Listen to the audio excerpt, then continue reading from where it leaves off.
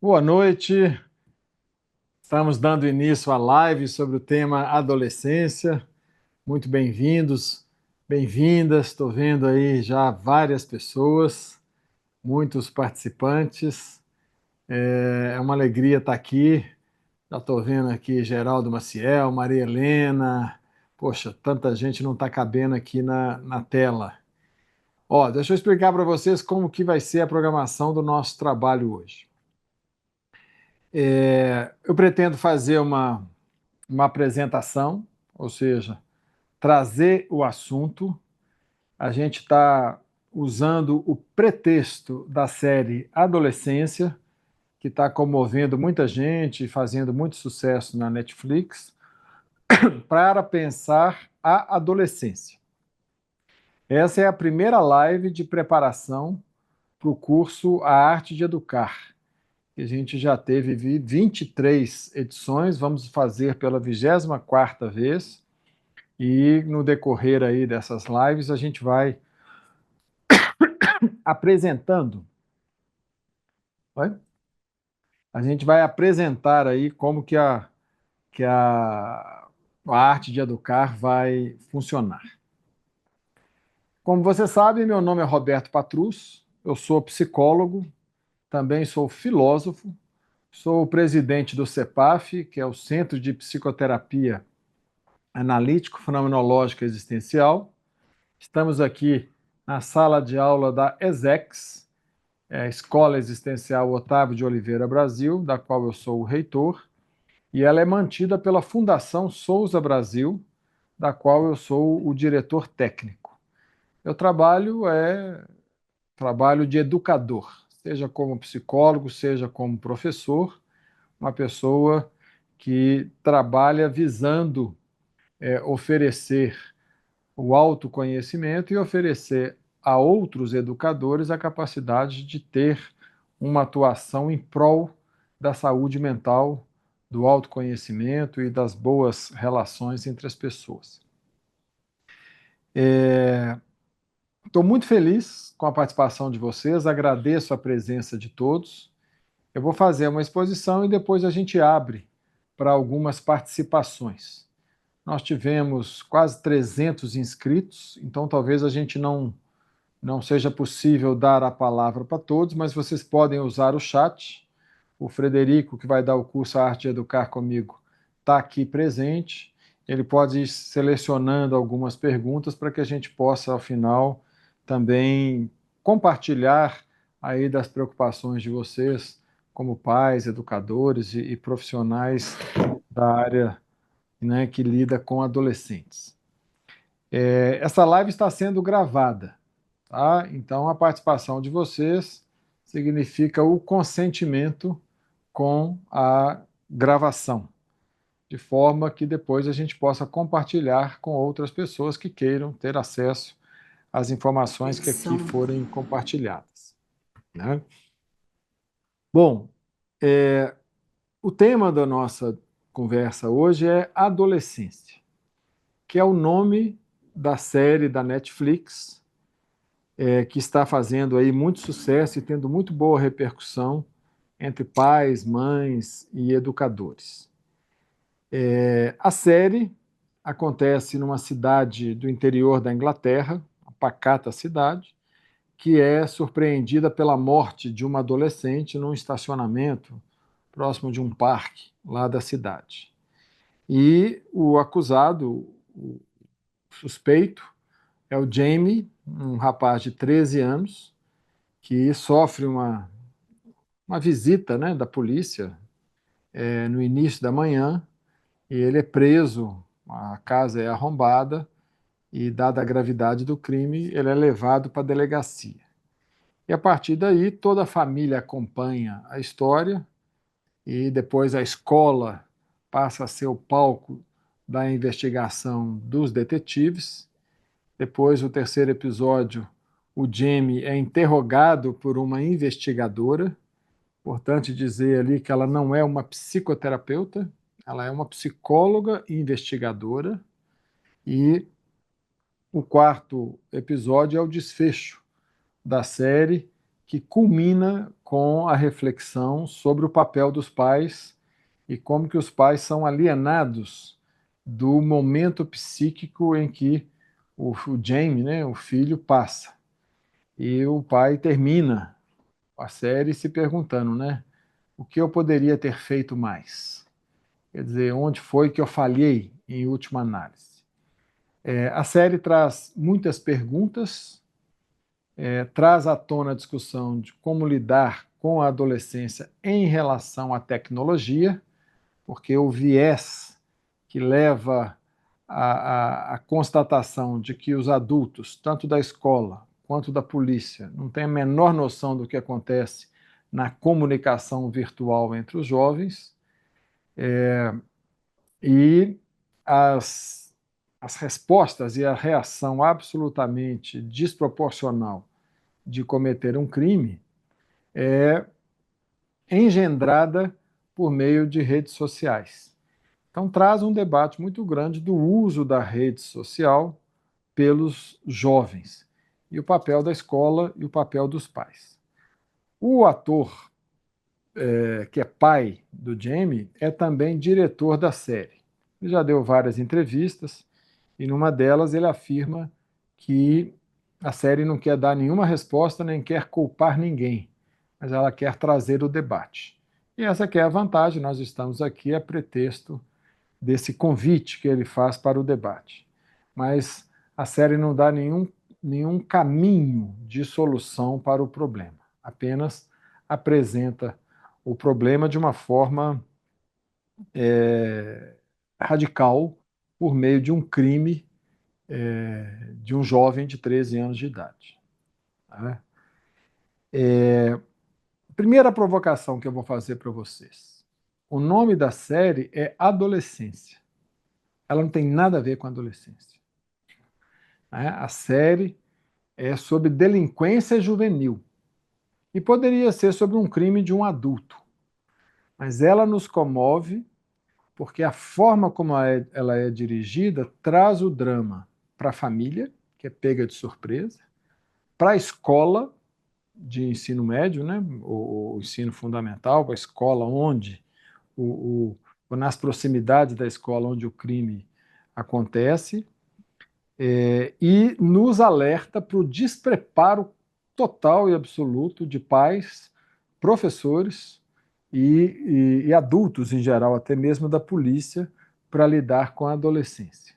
Isso sim é o grande mérito da série. Mas eu pretendo hoje explicar o que é a adolescência para mostrar que ela fala muito pouco sobre a adolescência. Fala mais de uma atitude de quem não viveu a adolescência. Porque a adolescência esperada para uma pessoa de 12 a 15 anos não tem nada a ver com o comportamento, né, dos jovens que aparecem no filme. Então, esse é um dado curioso. Né?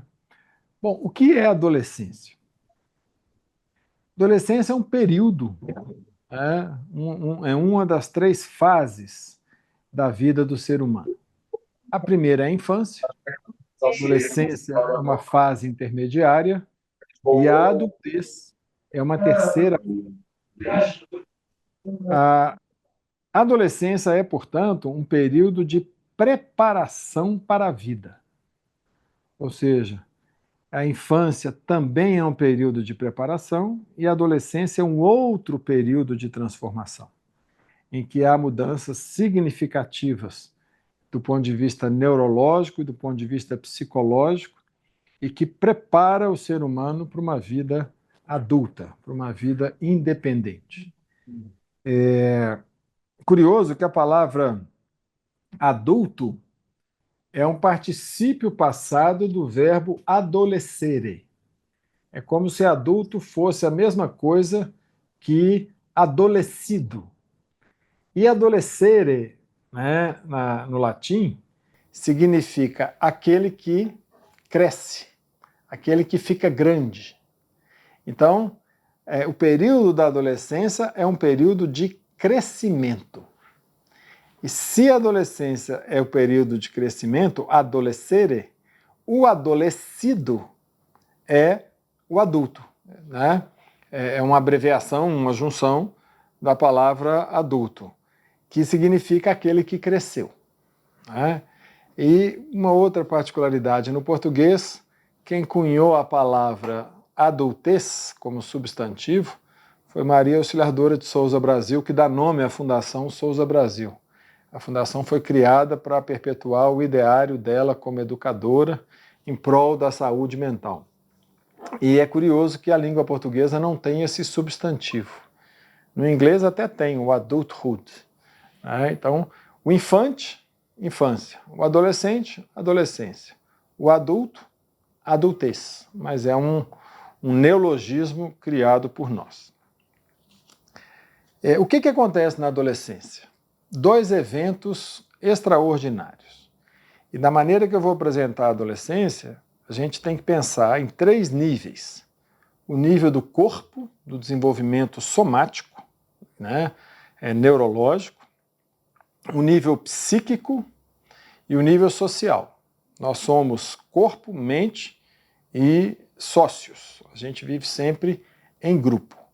Então, do ponto de vista orgânico, 2 mudanças acontecem de natureza neurológica. Orgânica, vamos dizer. A primeira, o advento da puberdade, com o aparecimento dos caracteres sexuais secundários e a capacidade reprodutiva. Isso é uma revolução no corpo da criança, uma revolução nos hormônios e na forma de pensar e sentir o mundo. Segunda transformação desse período, que vem junto com a puberdade, é o advento da capacidade reflexiva a nível da abstração. Eu diria, assim, até 6 anos de idade, a criança não pensa de forma lógica. Então, explicar para a criança a lógica das coisas até 6 anos é absolutamente inútil, porque ela não é capaz de ter a noção de causalidade, de causa e efeito. De 6 a 12 é o período do aparecimento da razão, né? A idade da razão aos 6 anos, que permite a reflexão, mas apenas sobre o concreto. Ou seja, a criança pensa em termos práticos. E essa praticidade é muito interessante porque a criança de 6 a 12 é muito objetiva na resolução dos problemas.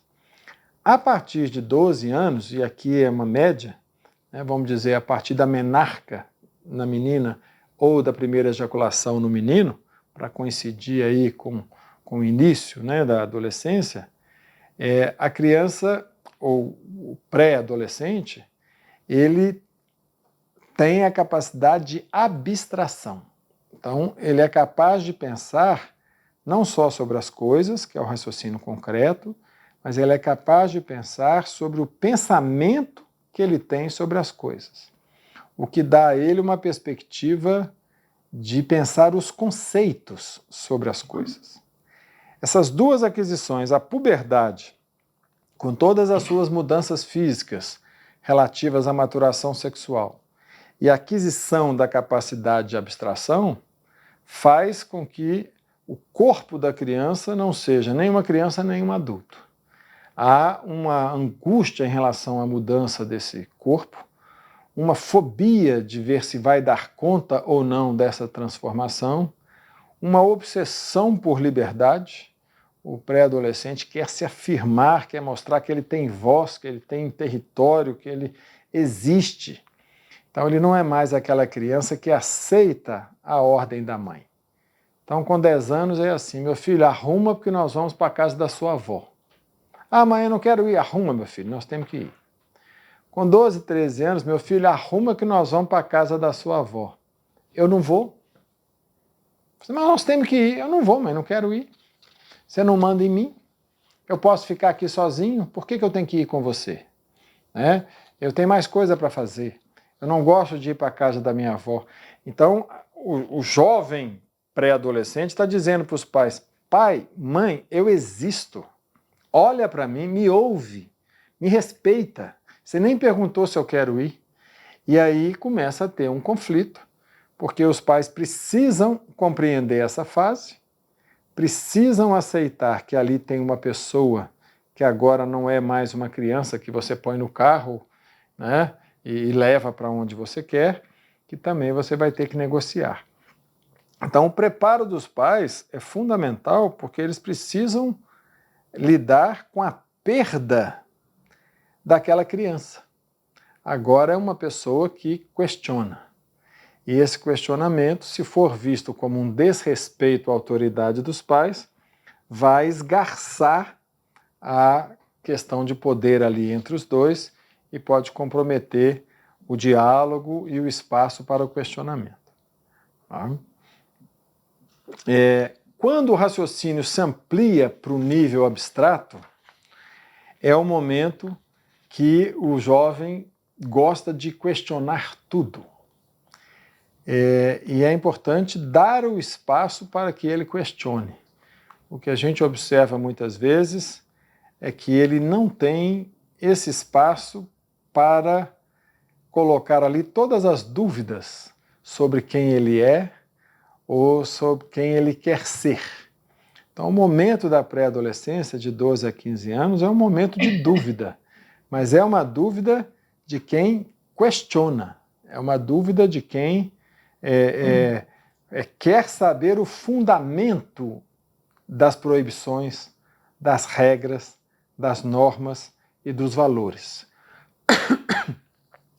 Se não tem fundamento, o pré-adolescente se torna chato e aborrecente. Mas o que ele quer é ver o fundamento. Eu, quando comecei a dar aulas de filosofia, eu dava aulas para pré-adolescentes, 14 e 15 anos.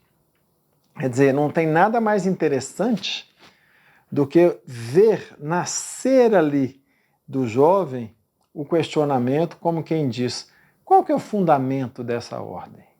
Por quê? Né? Qual que é a lógica que está por detrás disso? Né? Se não houver fundamento, ele varre aquela norma como se uma tempestade varre um campo de areia. Então, entender o movimento pré-adolescente como um movimento de questionamento é fundamental. E entender essa revolução que ocorre no corpo e a força do desejo que nasce, né, do jovem, que passa a ter medo e, ao mesmo tempo, curiosidade sobre o sexo, né, e a vontade de também se afirmar por meio do sexo, que é um tema que exige o cuidado por causa das consequências de eventual gravidez ou problemas de saúde pública, né, da questão da higiene que envolve o sexo, isso faz com que a temática da adolescência seja problemática para quem não a conhece e não sabe como trabalhar estes questionamentos. Então, a primeira ideia da pré-adolescência, ela não é uma aborrecência. Ela é uma aborrecência para quem não sabe lidar com a pré-adolescência. Esse é o primeiro ponto para a gente compreender que é necessário ter formação para educar.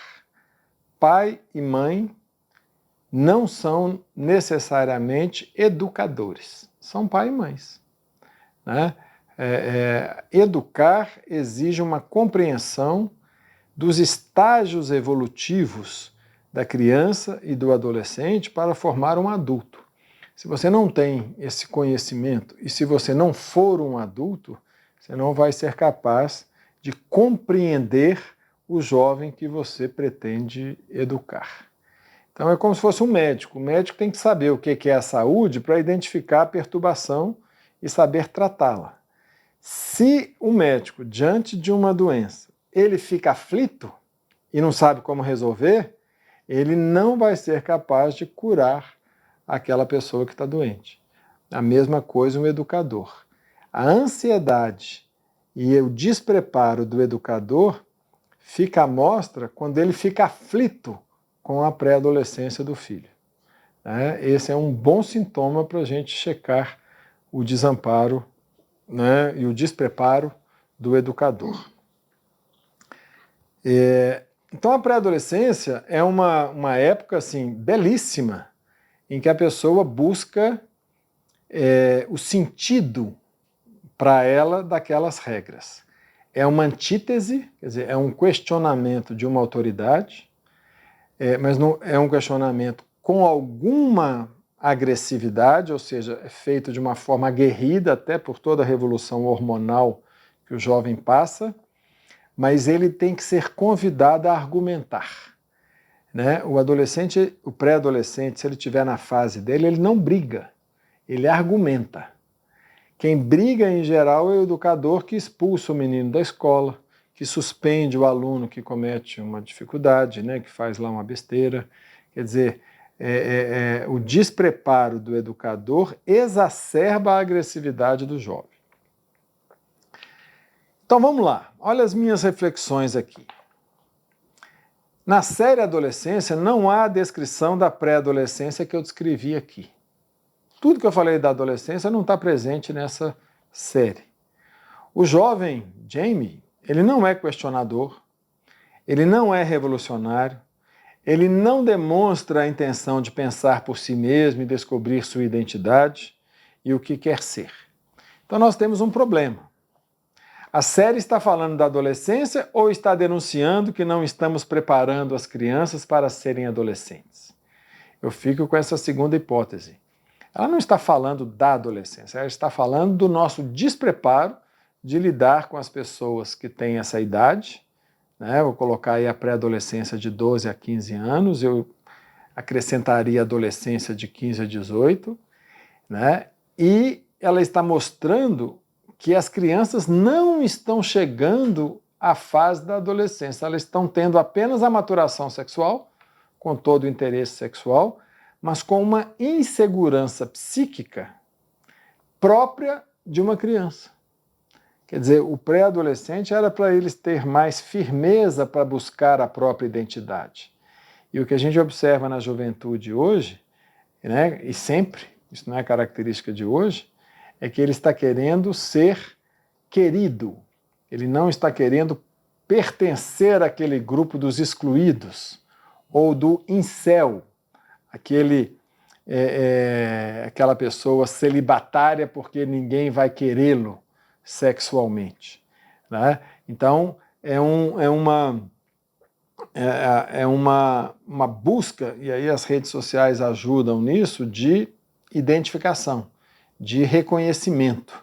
E se eu não tenho a identificação, o reconhecimento via rede social, eu não sou ninguém. Nós vamos falar ainda aqui de um capítulo à parte, que é a questão da tecnologia e das redes sociais, que é uma variável legal para a gente pensar o mundo moderno e a educação. Mas por enquanto o que eu estou dizendo a série não fala da fase da adolescência. Ela fala de um adolescente delinquente que cometeu um crime.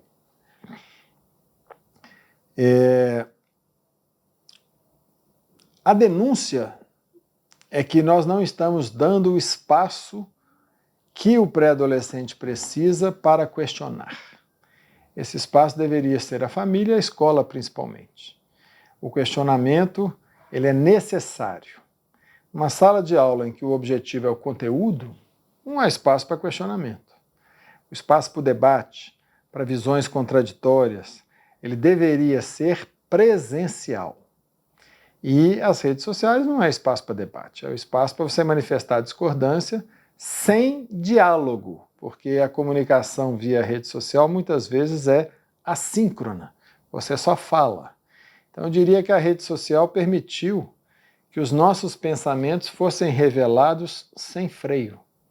E o que é pior, para grupos. Quer dizer, desde o advento do WhatsApp, Instagram, em que você fala para comunidades inteiras, né, cada pessoa reage de uma maneira. Se eu preciso falar alguma coisa com o síndico e eu mando no grupo do condomínio, a chance de ter problema é muito maior do que se eu mandar uma comunicação direta para o síndico dizendo eu preciso conversar com você. E vou lá, ao telefone, ou converso com ele. Então, essa comunicação por escrito e assíncrona e em grupo é uma novidade que, vamos dizer assim, facilita os desentendimentos.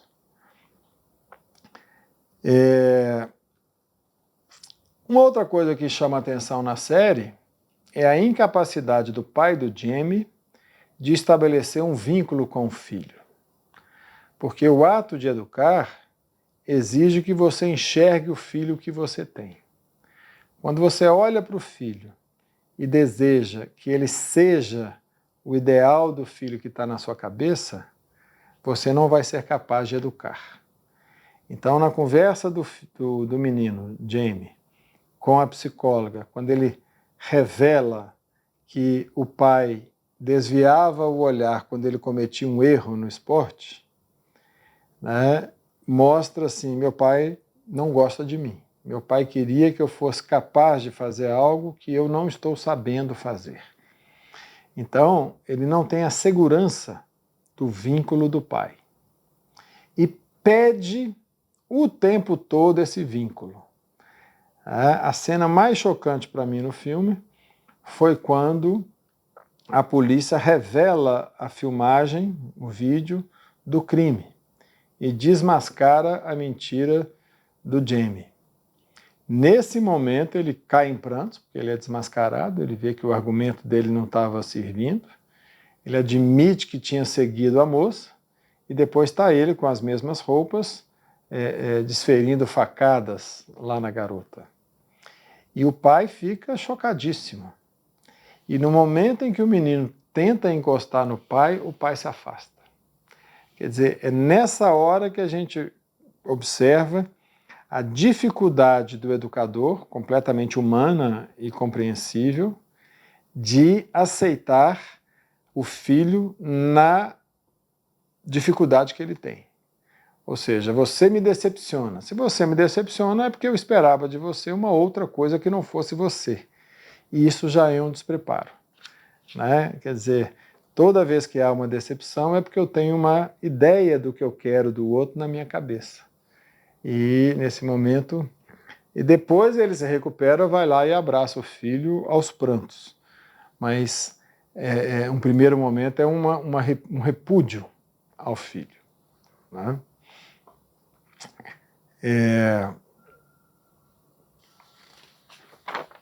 Mais um tópico. Né?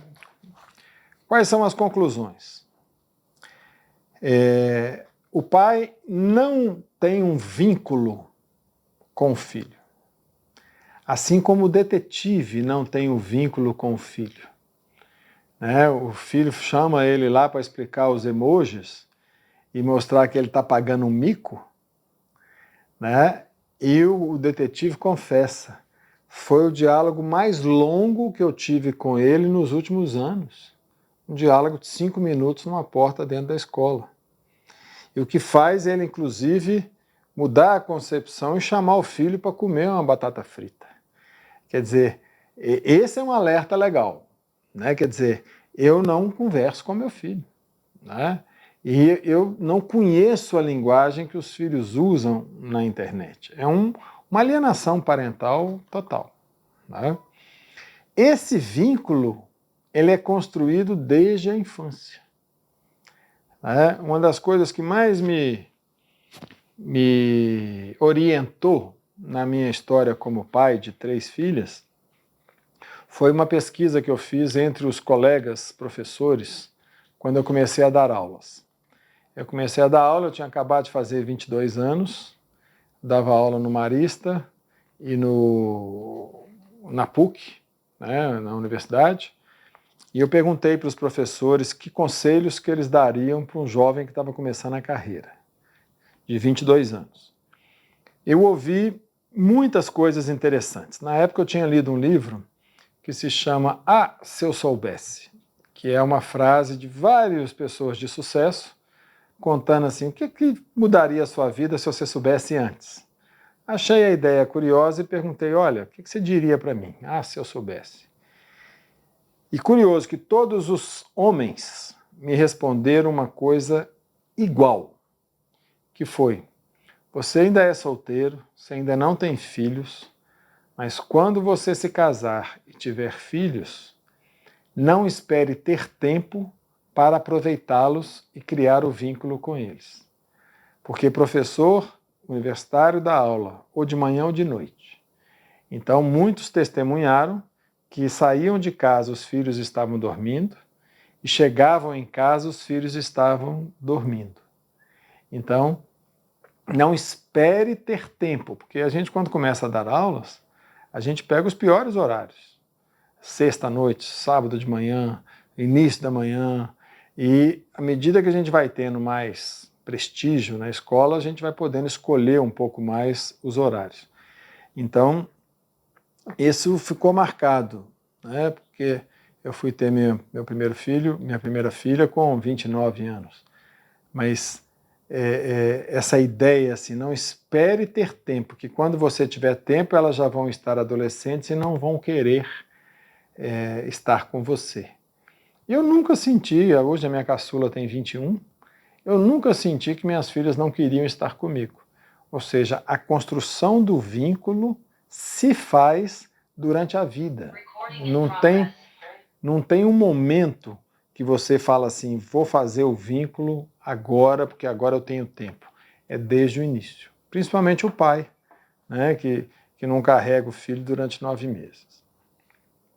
Segunda conclusão, o educador precisa ter preparo e formação para ser educador. Ser pai e mãe não significa ser educador. Então, o educador precisa ter equacionado a sua ansiedade diante das perplexidades da adolescência. Porque se ele se surpreende, é porque ele está despreparado. Tá? Terceiro, a família e a escola devem ser espaços para que o adolescente aprenda a pensar e a argumentar. A adolescência é um período em que os erros custam muito barato. Ou seja, toda experiência negativa do adolescente pode ser objeto de aprendizagem se esse espaço de aprendizagem, de diálogo, de discussão estiver presente. E isso não está no currículo da escola, que nossas escolas viraram pré-vestibulares de crianças e de adolescentes.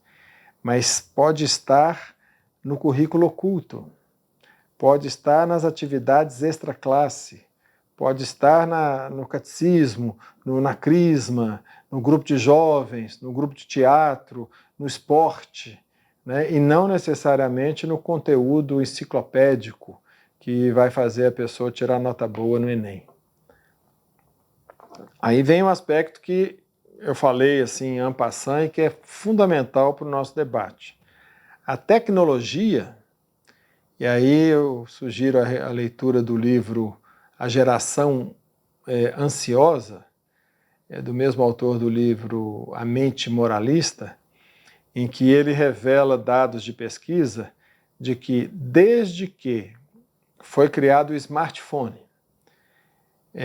que permite que o celular se conecte à internet de qualquer lugar, tá? E que o iPhone fez a primeira câmera frontal, depois a Samsung no mesmo ano também fez a câmera frontal que permitiu você produzir selfies, e com o advento, desde que o Facebook comprou o Instagram, há uma mudança radical na adolescência e na infância, né, das pessoas, dos jovens, nas crianças. Por quê? Porque as pessoas passaram a usar o telefone como forma de comunicação online, assíncrona e individualista. E, no caso das meninas, ele aponta um diferencial que as meninas dão mais importância às redes sociais, ao número de curtidas, e elas se comparam com as pessoas que fazem selfies. O Instagram produziu os filtros, então a pessoa fica mais bonita na foto do que ao vivo. E leva as meninas a quererem competir para ficarem cada vez mais bonitas, aumentando esse sentimento de uma ansiedade de não conseguir estar no nível e não ter as mesmas curtidas e o mesmo prestígio na internet. E os meninos, os jogos eletrônicos, né, os PlayStations e os jogos online.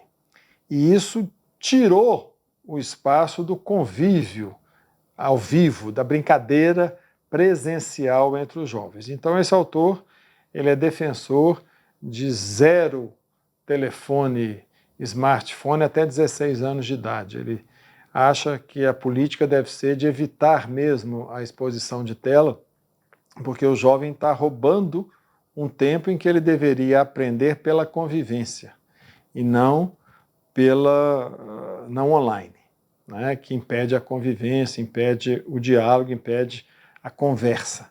Você vê que o Jamie no filme, ele tem muita dificuldade de conversar.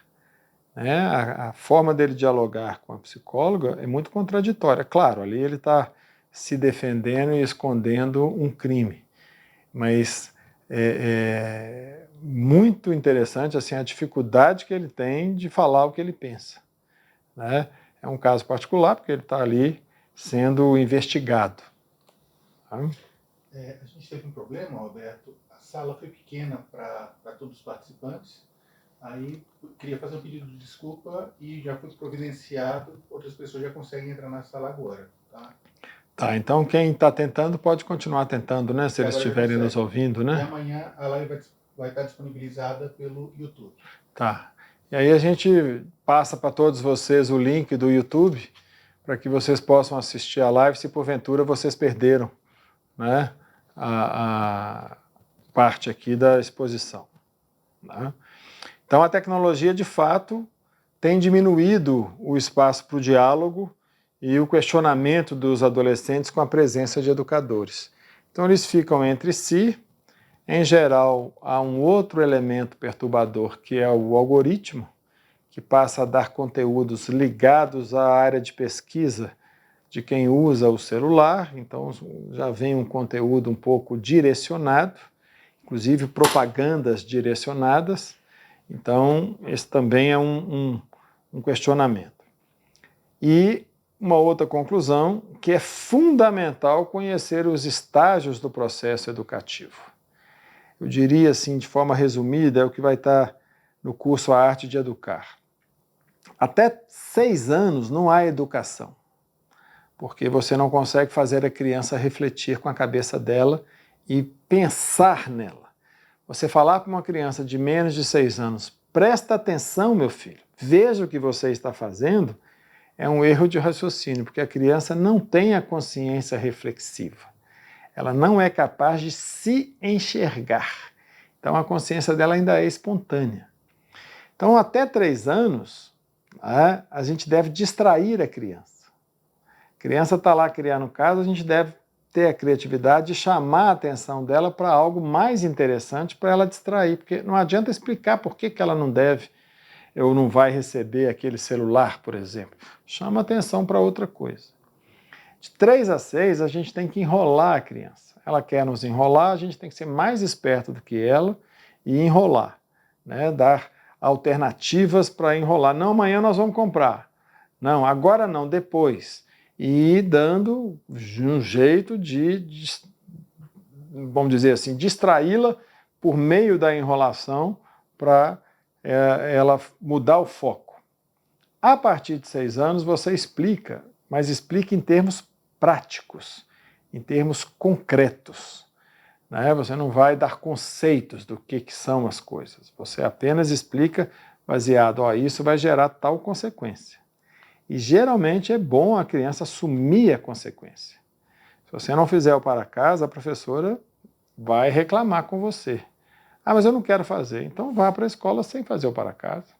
E deixa ele ter a consequência. Isso é mais educativo do que o aprendizado do para casa, que provavelmente ele vai esquecer em poucos dias. Né?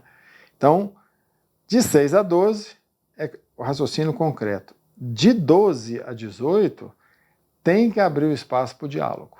Tem que abrir o espaço para a criança argumentar. ouvir a criança. Por que você não quer ir para a casa da avó? Como que você vai ficar aqui sozinha? Qual que é o seu argumento? Né? E ir mostrando se o argumento dele tem lógica ou não. Se tiver, você aceita. Se não tiver, você mostra que aquilo não tem fundamento. E aí ele vai ter que aperfeiçoar a sua busca por argumentos. Quer dizer, esse espaço de diálogo sem a briga, sem a discussão e sem a imposição da autoridade pela autoridade é necessário para que essa criança vire um adolescente que pense com a própria cabeça e construa o seu projeto de vida e seja o adulto que ele quer ser, seja um adulto de acordo com o que ele quer da vida dele. Né? Toda terça-feira, até o mês de maio, às 19 horas, nós vamos continuar com esse debate. O nosso curso Arte de Educar vai começar na primeira quinta-feira de maio, será sempre às quintas-feiras, e nós vamos usar as terças-feiras às 19 horas para que a gente possa conversar sobre educação. E aqui eu vou abrir para algumas perguntas de vocês, para que vocês possam... A gente tem aí algum tempo, né, alguns minutos, uns 10 minutos, para que a gente resolva ou repercuta alguma reação de vocês. Tá? Então, estou aberto aí para as perguntas. No chat já tem aí algumas colocações, né?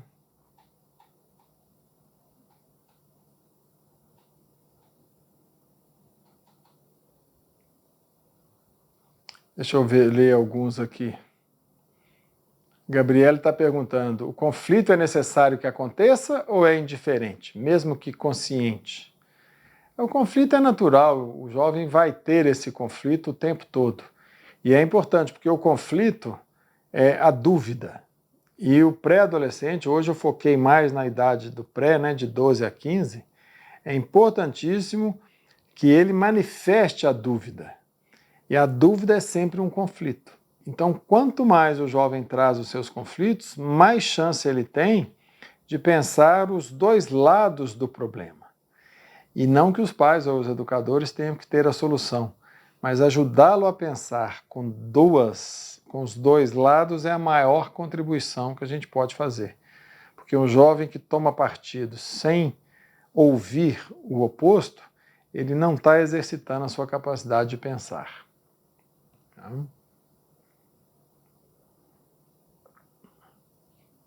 Sara Mudrik, tudo bom, Sara? Essa reação exemplificada há pouco pode ocorrer entre 6 e 12 anos também? Aí eu já não sei qual foi o exemplo que eu dei. Fala que eles podem abrir o áudio, Roberto. Quem quiser falar pode pedir a palavra que o Frederico cede o microfone para que vocês falem a dúvida em voz alta. Como que é? A gente levanta a mão? Pode falar, Mariana. A minha são duas dúvidas, na verdade. Vou fazer as duas e você emenda uma na outra. Quando o pai tem uma criação mais dura, e às vezes não acredita muito, né, e acha que é tudo, que do jeito dele deu certo. Como que a gente convence de fazer um curso, por exemplo, com a arte de educar, e se no curso também trata as crianças, adolescentes com TDAH mais TOD, ou se ele é só para crianças típicas. Não, na verdade, eu respondo as duas perguntas. O curso é para você. E ao você ter as informações sobre o que é esperado de cada idade, você vai saber lidar tanto com a criança daquela fase, quanto com um adulto fixado naquela fase. Porque um adulto rígido, que só pensa do jeito dele, ele não é uma pessoa que está aberta ao diálogo. Né? Então, ele vai estar fixado em uma fase anterior. E uma criança que tem um comportamento opositor e desafiador ali, que questiona tudo, ele vai ter um aspecto neurológico que vai ser um complicador para o educador. Mas o mais importante é o educador se preparar para lidar com a ansiedade dele, educador, né? E não necessariamente com a criança. Pode ser natural da fase, né? né? Então, mas o transtorno obsessivo não é natural da fase. Se tem o diagnóstico de TOD, já é uma característica neurológica. E aí, como que eu lido com isso? É importante eu ter o conhecimento, porque tem como eu distrair a criança e tem como eu buscar o apoio neurológico, né, com o médico neurologista ou, por vezes, até com um psiquiatra que medica melhor do que o neurologista. Então, é uma outra possibilidade. Agora, Mariana, nós somos pai e mãe dos nossos filhos. Se você achar que o pai falta à educação do seu filho, assuma o papel de ser pai e mãe. Ele vai fazer o melhor que ele é capaz. E o filho, se ele souber pensar, ele vai tirar proveito e vai se defender da rigidez do pai de achar que tem que ser daquela forma. Então não tem problema o pai ser daquela forma. Se você enxerga que ele tem uma visão mais rígida, né, promova a reflexão do filho para lidar com a rigidez do pai, né? A gente não deve terceirizar o nosso papel de educador, nem para a escola, nem para a mãe, nem para o pai. Quer dizer, eu estou tendo clareza, eu atuo com a minha noção. E o pai atua com a noção que ele tem. Se o filho souber pensar com a própria cabeça, nenhum pai, nenhuma mãe faz mal à criança. Né? Porque o pai fala assim, o filho vai falar assim, não, meu pai acha isso aqui, mas eu não concordo. Né? Ele não vai precisar de ter ele não vai achar que ele é assim por causa do pai. Se ele estiver raciocinando assim, ele está errado porque não assumiu a reflexão própria sobre a infância e a criação que ele recebeu. Perfeito. Eu queria agradecer e parabenizar Obrigado. A live. Eu fiz há alguns anos atrás o curso de autoconhecimento, tive o prazer de ter a Maria Auxiliadora ainda participando. Então, assim, eu sou outra pessoa desde então, e eu fui aos meus 21 anos. Então, legal. Hoje eu estou com 38/39. Opa! Então, muito obrigada, e agora é ajudar o meu filho também a aguentar aí. Tá joia. Obrigada, viu? Tá, tem uma pergunta ali da Liliana. Gostaria de entender um pouco mais da culpa dos pais apresentada na série. Esse é o ponto, Liliana, que mostra o despreparo dos pais. A culpa, ela é um erro de raciocínio, porque pressupõe que a pessoa deveria ter feito algo diferente do que fez. E isso é impossível, porque cada um faz o melhor que pode. Então, erro existe, culpa não. Então, a culpa é assim, eu sou o responsável pelo que aconteceu.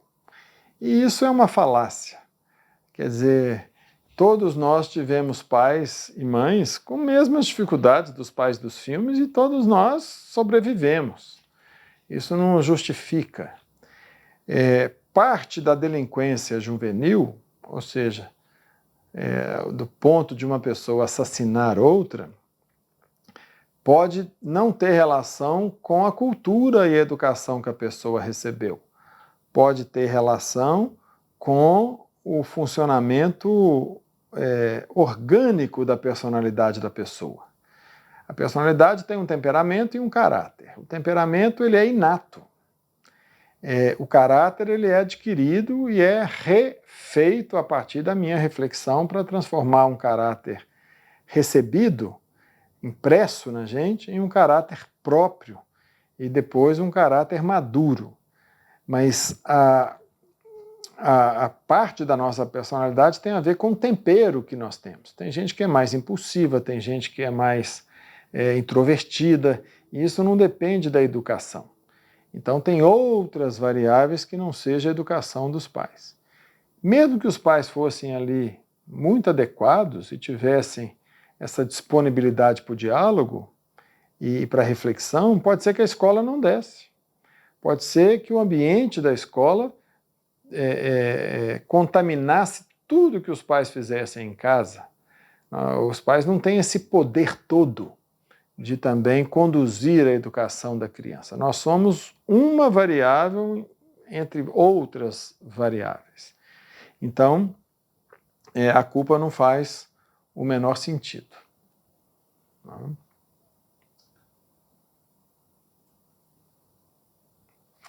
Quando o adolescente de 13 anos não expressa, não argumenta, tem comportamento ainda bem infantil, é o caso lá do filme. Isso é que é o ponto. Ele tem a idade adolescente, mas ele ainda não está sendo capaz de construir o seu espaço. Por isso é que um bom diagnóstico, tanto da parte do temperamento quanto da parte do caráter, vai ajudar em propiciar a esse pré-adolescente, né, condições para ele entender por que ele não está conseguindo se expor. E os pais precisam de saber fazer esse diagnóstico se eles tiverem o conhecimento do esquema evolutivo do ser humano, tanto nas fases da infância quanto nas fases da adolescência. Eu acho incrível que nós não tenhamos noção de como que a gente funciona do ponto de vista psíquico. Quer dizer, a gente aprende como que as flores e as plantas se reproduzem, a gente aprende como que os vulcões se formam, como que as placas tectônicas se movem, mas a gente não aprende sobre a gente. Isso é uma lacuna da educação mundial tremenda, porque nós já sabemos como que o corpo se desenvolve, como que o cérebro se desenvolve ao longo do tempo, como que ele demora para amadurecer. Quer dizer, o ser humano é o ser vivo que mais demora para amadurecer. Quer dizer, os primeiros anos de vida, o cérebro está ali em contínua formação de sinapses para poder aprender. Há uma estabilidade de 6 a 10 anos até aparecer a adolescência, quando há uma mudança radical no cérebro também. Isso só vai se consolidar, né, uma parte aos 16, uma parte aos 18, uma parte aos 21. E a gente não sabe nada disso, a gente não sabe como que funciona. Então, se a gente não sabe como que o ser humano funciona do ponto de vista somático, psíquico e social, como que nós vamos educar? A gente não educa, a gente informa. O papel da escola hoje é um papel que se reduz a dar informações, que a criança está substituindo pela internet. E nem sempre a informação que ela acha na internet é uma informação com base científica. Muitas vezes é uma informação com um viés ideológico muito forte. Então, às vezes a criança fala assim, não vou prestar atenção na aula não, eu assisto uma aula no YouTube, que é mais engraçada, mais didática. Quer dizer, a escola está perdida em relação ao seu papel educativo. A escola virou cursinho, ela ela é, né? Ela tem um conteúdo enciclopédico. Isso aí, o nosso currículo, com tanto de matéria que a gente vê, falando do currículo brasileiro, é algo assustador, assim, e a gente mal se lembra do que a gente aprendeu, né? Mal se lembra. Tá? Tatiana, continua aqui a pergunta. Tatiana, esse curso me atenderia nesse caso para ajudar meu filho? Ele, inclusive, tem diagnóstico de TDAH e dislexia, né? Eu acredito que o curso ele prepara muito mais o educador do que propriamente a solução com o filho.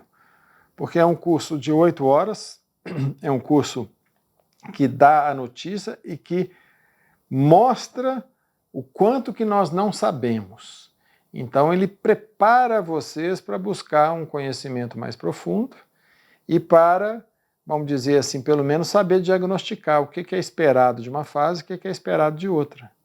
Então, por exemplo, trazendo um pouco para a infância, quantos pais já me procuraram aterrorizados com o fato de que o filho está mentindo muito? Meu filho está mentindo muito. Eu gosto de perguntar, qual é a idade dele? Porque uma mentira na idade de 4, 5 anos, ela é o esperado da idade. Quer dizer, se você não sabe que isso faz parte da evolução, né, você vai impedir o filho de mentir, vai desmascarar a mentira dele e vai regredi-lo para uma fase anterior. Ou seja, esse conhecimento é básico, e isso é de grande valia, né? TDAH é um diagnóstico de distúrbio de atenção e hiperatividade que a gente minimiza o diagnóstico diminuindo os estímulos para a aprendizagem, para que haja menos eventos distratores, ou seja, que distraem a criança, né? Se há hiperatividade, a gente procura ter atividades que aumentem a mobilidade da criança, desde prática de esporte até dar à criança maior mobilidade mesmo, de fazer algumas coisas a pé, né, de andar mais, de ir levar para a escola a pé, de cansar um pouco o corpo da criança, e no adolescente já dando autonomia para ele poder fazer isso, se o bairro permitir, em termos de segurança, né, que ele possa fazer as coisas com maior autonomia e mobilidade, andando a pé ou pegando um ônibus, o que for, porque isso também é importante. A dislexia já exige um atendimento próprio, psicopedagógico. Tá? Professor, ainda sobre a culpa que os pais da série sentem. Eles reconhecem que não monitoraram muito o filho nas redes sociais e na escola. O comportamento de James certamente tem muitas influências variáveis, mas o senhor acha que se os pais tivessem acompanhado mais de perto, ele poderia ter tido uma reflexão maior dos seus atos e não teria chegado a esse extremo? A culpa não vai consertar, mas mesmo assim ela não procede? Eu vou corrigir sua fala ali. Eles reconhecem que não monitoraram muito o filho nas redes sociais e na escola. Não tem nada a ver com a rede social. Eles não monitoraram o filho. Quer dizer, o pai acha que o filho é uma criança. O quarto do filho é uma surpresa. Quer dizer, o pai trabalha pra caramba. Ele acorda cedo, chega tarde. Ele se acha pai por ser provedor, por ser um trabalhador que está ali dando tudo para que o filho tenha condições de ter uma escola, né, de ter roupa, de ter comida. Ele está fazendo o que ele acha que é o papel dele, né, e muitas vezes não teria condição. Eu me lembro de uma passagem, até cheguei a fazer isso com uma filha numa ocasião, em que eu ficava às vezes um dia ou dois sem vê-la, justamente porque eu saía antes dela acordar e chegava, ela estava dormindo. Aí, numa das noites que eu ia lá contar a historinha para ela à noite, eu falei assim, olha filha, eu tenho tido muita saudade de você porque eu não estou conseguindo te ver. Eu vou fazer o seguinte, quando eu chegar de noite, se você já estiver dormindo, eu vou dar um nó no seu lençol. Aí quando você acordar, você vê o lençol, você vai ver que eu vim aqui de noite e dei um beijo. Né? E eu fiz isso durante vários meses. E ela lembrava, pô pai, você passou lá em casa, né? Você passou lá em casa, você passou lá no meu quarto, né? Assim, passei, filho, te dei um beijo, você estava dormindo, né? Então, assim, existem formas da gente criar o vínculo, porque ali não é a rede social o problema, ali é a falta da presença. Quer dizer, são coisas simples que podem ser feitas. Por exemplo, organizar a rotina para levar na escola e buscar na escola, que são momentos em que você compartilha dentro do carro, estou falando de classe média, né? Dentro do carro, as impressões que a criança teve ou o adolescente teve na escola. Né? Não, a professora é muito babaca. Quer dizer, você tem a chance ali de dialogar sobre o tema que a criança traz. Ah, mas eu trabalho, não tem jeito de eu buscar nem levar na escola. Se a criança chegou na fase da adolescência, leve na festa e busque na festa. Não terceirize buscar na festa, porque ao buscar na festa, 2, 3 horas da manhã, você está vendo se o seu filho bebeu, se seu filho voltou chateado, se ele voltou empolgado, se ele adorou a festa, se ele detestou a festa, o que ele achou do funk. Quer dizer, você tem chance ali de participar, sem necessariamente dizer o que é certo, o que é errado, e ficar ali dando lição de moral, mas de criar uma ligação para que ele sinta que você é uma pessoa próxima, porque ele precisa dessa proximidade. Se não tiver com você, ele vai buscar com um professor que é mais próximo, ou com um malandro que é mais próximo, ou com o aluno da série mais avançada que é mais descolado, que ele acha que pode aprender alguma coisa com ele. Então, é melhor que os pais se preparem para ter esse vínculo. Então, vamos dizer assim, que há muito o que fazer de forma acessível para ser feito. Conviver é a palavra-chave, né? Conviver. E a tecnologia vem como um elemento que é uma chupeta que sossega a criança da convivência.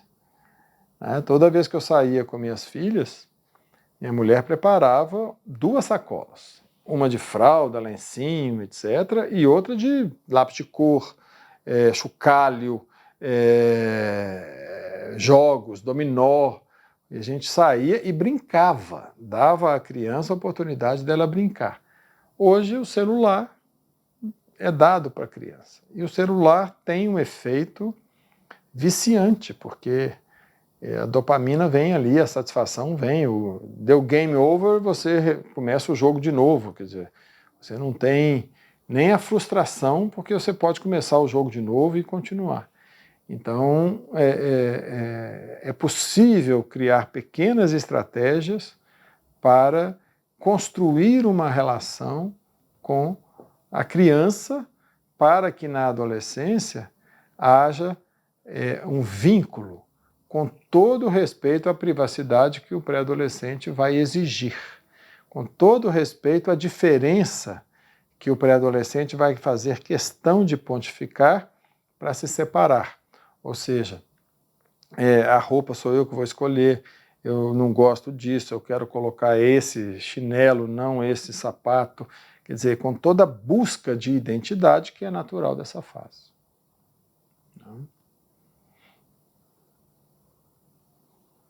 Mais alguma pergunta? Já deu as 8 horas, temos espaço para mais uma questão. Deixa eu ver se alguém aí escreveu no chat alguma. A Fabiana está dizendo, eu consigo hoje ser muito presente para minha filha, mesmo sem a presença do pai.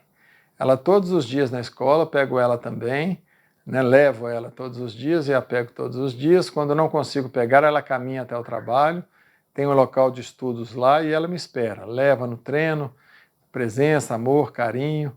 É uma fase difícil, desafiadora, ela anda respondendo. Andou com algumas amizades que desconhecia, palavreados que não sabia. Descobri em tempo e venho conversando. Mesmo assim, vejo que está muito difícil. Não, fácil não será, porque a gente não tem o controle sobre tudo, não tem o controle sobre todas as variáveis. Mas se essas variáveis vêm para nós, elas podem ser objeto de reflexão. Não que a pessoa vai ter aí a maturidade de nos entender. Não podemos esperar isso. Mas uma hora a ficha cai. Às vezes lá na frente a pessoa reconhece uma coisa, porque aquilo fica. Tá? Com relação à mentira das crianças entre 3 e 4 anos, como devemos proceder?